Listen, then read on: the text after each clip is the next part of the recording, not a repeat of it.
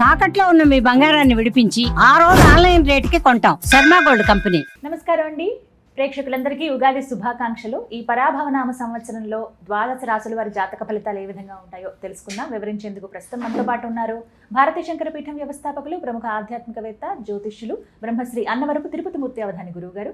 వారితో మాట్లాడి రాశి ఫలాలు తెలుసుకుందాం. గురుగారు నమస్కారం అండి. ఓం శ్రీ మహాగణాధిపతయే నమః.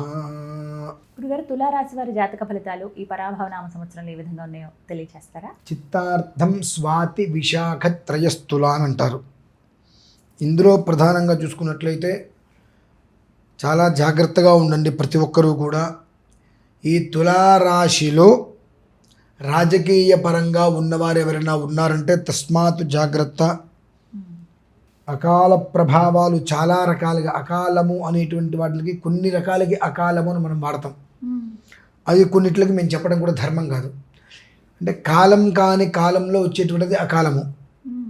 అది ప్రమాదాలు కావచ్చు, ఏదైనా సరే ఈ అకాలము అనేటువంటి పరిస్థితి వీళ్ళకి ఎక్కువగా ఉంటుంది. రాత్రికి రాత్రి ఒక రకంగా ఉంటే తెల్లవారిలో మొత్తం అంతా తారుమారైపోయి వీళ్ళు ఎక్కడో తలదాచుకోవాల్సిన పరిస్థితులు కూడా ఎక్కువగా ఏర్పడతాయి. గురు చండాల యోగంలో ద్వైపాక్షికంగా దుర్యోగాన్ని ఎక్కువగా వీళ్ళకి ఆపాదింపబడుతుంది. అది చాలా ఎక్కువగా. ఇందులో మనం చెప్పుకుందాన్ని చూస్తే చిత్తార్థం స్వాతి విశాఖ అనుకున్నాం. ఈ చిత్త అనేటువంటి దానికి ఏమో కుజుడు అధిపతి, స్వాతికి రాహు అధిపతి, విశాఖకి బృహస్పతి అధిపతి. ఈ బృహస్పతి కుజుడు బలంగా ఉన్నారు, రాహు ఒక్కడు అక్కడ బలహీనతగా ఉన్నాడు. కనుక రాజకీయ పరంగా కావచ్చు, సినిమా రంగం కావచ్చు, తులారాశిలో ఉన్నవారు మాత్రము జాగ్రత్తగా ఉండాలి. బిజినెస్ చేసే వాళ్ళు మాత్రం పైకి వెళ్తారమ్మా బాగా. బిజినెస్ చేసేటువంటి వాళ్ళు మాత్రం మంచి స్థితికి అలా ఎగబాగుతూనే ఉంటారు. ఎలా అయితే కనుక నీరు కిందకే వెళ్తుంది, నిప్పు నింగినే చూస్తుంది. ఎంత పైకి పెట్టినా నీరు కిందకు వచ్చేస్తుంది, ఎంత కిందకి పెట్టినా నిప్పు పైకి వెళ్తుంది. ఆ రకంగా వ్యాపారం చేసేటువంటి వాళ్ళు మాత్రం, ఉద్యోగం చేసేటువంటి మాత్రం అధిక స్థాయికి పైకి వెళ్ళే ప్రయత్నమే ఉంటుంది. కానీ రాజకీయ పరంగా, సినీ వర్గంగా మాత్రం అకాల విధానాలలో చాలా ఎక్కువగా ఉంటూ మానసిక ఆవేదనలతో హార్ట్ స్ట్రోకులు కూడా వచ్చేటువంటి ప్రమాదాలు కొంతమందికి ఉన్నాయి.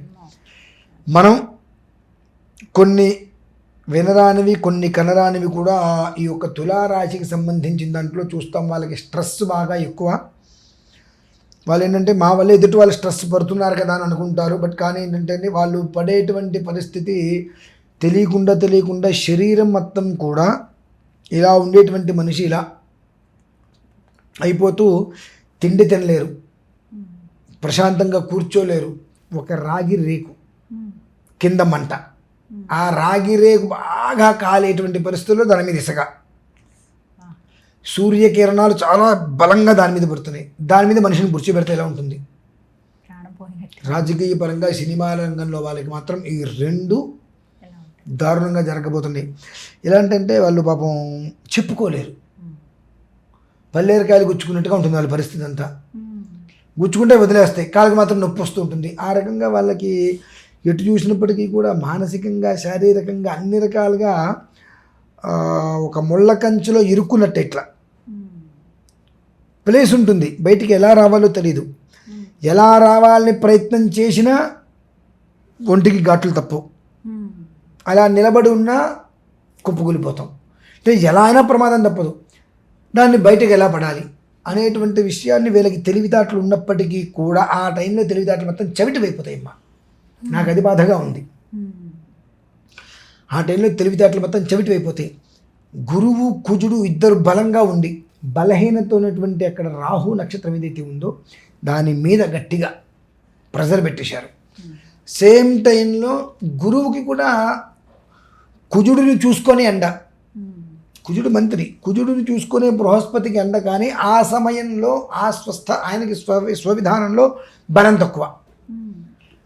కాబట్టి ఇప్పుడు అక్కడ కుజుడు ఏం చెబితే అది చేయవలసిందే. కనుక పరిహారం ఎలా వస్తుంది అంటానికి కుజుడు ఏం చెప్తే అది బృహస్పతి ఓకే అనాల్సిందే. ఎలా ఉంటుందంటే కొన్ని కర్మ ప్రారంధాలు మనం ఒక ఐఏఎస్కి లెటర్ రాస్తాం, ఏదైనా ఒక విషయం గురించి ఇస్తాం. ఐఏఎస్ మీద సామాన్యమైంది కాదు. మొత్తం అంతా చదువుతాడు. నిర్ణయం అతను తీసేసుకోవచ్చు. అతను ఒక ఆలోచన చేస్తాడు. అటెండర్ని పిలిచి అడుగుతాడు, ఇదేంటనగానే సార్ ఇది కరెక్ట్గా సార్ నన్ను అడిగావు కాబట్టి నేను ఎట్లా చెప్పాలి, నీకు ఫేవర్గా చెప్పాలి, ఇది చేస్తూ నువ్వు ఇబ్బంది పడతావు నేను చెప్తాను కదా, నాకు అక్కడ నీ ముందు దగ్గర చెప్పగానే ఇంతటి ఐఏఎస్ బ్రెయిన్ పనిచేయదు. అటెండర్ చెప్పిందే వింటాడు. ఓకే ఇది ఈ అప్లికేషన్ పక్కన పెట్టాయి, ఒక్క సొంతకం పెడితే 10 మంది జీవితాలు బాగుపడతాయి, కానీ అటెండర్ చెప్పిన మాట పక్కన పెట్టేసి నువ్వు ఆ స్థితి ఇక్కడ ఏర్పడుతుంది. కాబట్టి ఈ తులారాశి వారు సాధ్యమైనంత వరకు కుజుణ్ణి సుబ్రహ్మణ్యేశ్వర స్వామిని ఆరాధన చేయటం చాలా ఉత్తమం. అందులోనూ ఎంత వీలైతే అంత సుబ్రహ్మణ్య ఆరాధన చేస్తే, సుబ్రహ్మణ్యేశ్వర ఆరాధన చేస్తే కుజుడు సంతోషపడతాడు. కుజుడు సంతోషపడితే బృహస్పతికి కాదులే నాయన నువ్వు వాగు అంటాడు. బృహస్పతిని నువ్వు వాగు నాయన ఇప్పటిగా సమయం ఉంది నేను చెప్తాను అంటాడు. కుజుడి మాటకి గౌరవం ఇచ్చి బృహస్పతి శాంతిస్తాడు. అప్పుడు ఈ యొక్క రాహు నక్షత్రంలో ఉండేటువంటి మన వ్యవస్థ అమ్మయ్య పర్లేదు, ఇప్పటికి నాకు గండం గట్టెక్కింది, ఇంత గట్టిగా ఉన్నటువంటిది కాస్త వదిలొచ్చింది, కాబట్టి ఇలా ఇలా ఇలా ఇలా జాగ్రత్తగా పైకి వచ్చేద్దాము, కొంచెం కొంచెం గీరుకుంటే పెద్ద కష్టమేం కాదు అనేటువంటి స్థితి వాళ్ళకు వస్తుంది. కాబట్టి సాధ్యమైనంత వరకు సుబ్రహ్మణ్యేశ్వరుని ఎంతగా నువ్వు ఆరాధన చేయగలిగితే నీకు కుదురుతుందా, చక్కగా సుబ్రహ్మణ్యేశ్వర స్వామి వారిని విగ్రహాన్ని, అది సర్పరూపం కావచ్చు ఏదైనా సరే, ఒక 6 రోజుల పాటు దానికి చేయవలసిన అన్ని రకాల విధానాలు పూర్తి చేయించి వాయు ప్రతిష్ఠ చేయమని చెప్తా. యంత్ర ప్రతిష్ఠ కాకుండా యంత్ర ప్రతిష్ఠ చేయాలంటే నువ్వు ఒక మందిరం కట్టుకుని అందులో యంత్ర ప్రతిష్ఠ రోజు నిత్య ధూపదీప నైవేద్యం దానికి పెట్టాలి. నీ జన్మాంతం పెట్టాల్సిందే నార్మల్గా అయితే.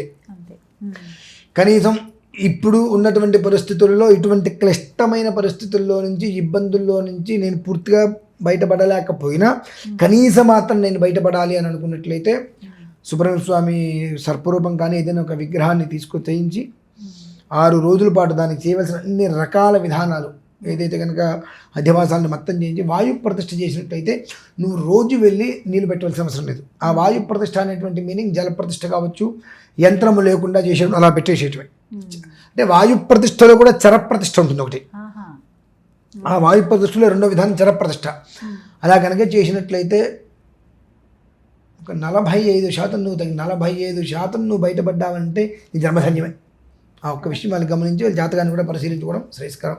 ఈ రాశి వారు ఏమాత్రం అవకాశం ఉన్నా పరాభవనామ సంవత్సరముచే పరాభవం లేకుండా ప్రశాంతంగా ఉండడానికి 8 రోజుల ముందే తిరుమల మహాక్షేత్రంలో అష్టలక్ష్మి మహాయాగం అనేటువంటిది చేయ సంకల్పం జరిగినది. దేవేంద్రుడు స్వర్గానికి అధిపతి, ఆయనది జ్యేష్ఠ నక్షత్రం, ఆ రోజు ఆ నక్షత్రం ఉంది. అలాగే బుధవారం బుధ అనుగ్రహం. ఇట్నుంచి చూసుకుంటూ వస్తే బృహస్పతి ఆ సమయానికి రాజుగా వస్తున్నారు. అప్పుడు వీళ్ళందరికీ కూడా అధిష్టానం ఉపేంద్రుడు అనగా శ్రీ మహావిష్ణువు. ఆ శ్రీ మహావిష్ణువు ఎప్పుడు సంతోషపడతాడు అంటే అమ్మవారిని మనం ఆరాధిస్తే ఆయన బాగా సంతోషపడతాడు. ఆ కారణం చేత తిరుమల శ్రీవారి యొక్క పరిసరాలలో అష్టలక్ష్మి మహాయాగం అనేటువంటిది సంకల్పం జరిగింది కనుక ప్రత్యేకంగా ప్రతి ఒక్కరూ కూడా ప్రత్యక్ష పరోక్షంగా కానీ ఆ ఒక మహాకర్తులో పాల్గొనగలిగితే ఆ పరాభవము అనేటువంటి నామం నుంచి బృహస్పతి యొక్క అనుగ్రహం కలిగి ఆ శ్రీ మహావిష్ణువు తోడి ఉండి పరాభవము అనేటువంటి దాని నుంచి మనల్ని ఏమాత్రం అవకాశం దూరంగా ఉంచడానికి చాలా అవకాశం ఉంది కనుక అది దృష్టిలో ఉంచుకొని 12 రాశుల వారి కోసం ప్రత్యేకంగా నిర్వహిస్తున్నటువంటిదే ఈ యొక్క అష్టలక్ష్మి మహాయాగం 11వ తారీఖు మార్చి. అందరూ పాల్గొనొచ్చు కదండి, ప్రతి ఒక్కరూ పాల్గొనవలసిందే. 27 నక్షత్రాల వారు తప్పకుండా పాల్గొని తీరవలసిందే. దీనివలన వాళ్ళకి జరిగేటువంటిది ఆ రోజు నుంచే, ఎప్పుడో కాదండి, ఆ రోజు నుంచే యుగాదిలోపు రోజుకు ఒక రకమైనటువంటి ఆనందాన్ని వాళ్ళు చూడగలుగుతారు. అది మాత్రం నేను ఖచ్చితంగా చెప్పగలనమ్మా. 1,000,000 విప్పపూలతో హోమం చేస్తున్నా. అద్భుతం. మామూలుగా ఏదో 1 కిలో 10 కిలోలు కదమ్మా, 1,000,000 విప్పపూలతో ఎందుకు హోమం చేస్తున్నానంటే ఆ పరాభవన సంవత్సరం ఏ స్థాయిలో ఉందో తెలుసు కాబట్టి. విప్పపు అంటే మధుపుష్పం అంటారు, అమ్మవారికి అత్యంత ప్రీతికరమైనటువంటిది. ఆ అమ్మవారి ప్రీతికరమైనటువంటి పదార్థాల్లో అమ్మవారిని సేవించి తద్వారా శ్రీ మహావిష్ణువు యొక్క అనుగ్రహంతో రాజుగారి యొక్క ఆశీస్సులతో క్షేమంగా ఉండాలి అని ఉద్దేశం. చక్కగా వివరించారు. ధన్యవాదాలు గురువు గారు.